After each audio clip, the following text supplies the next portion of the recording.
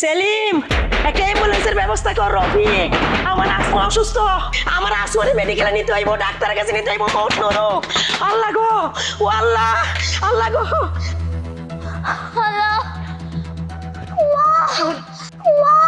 কাউরে তো পাইতেছি না, হসপিটালে নিয়ে যাইতে হইব তো।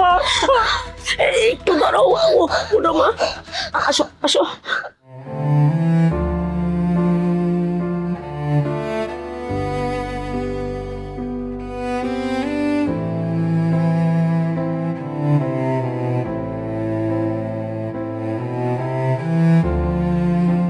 অবহেলার দিন শেষ।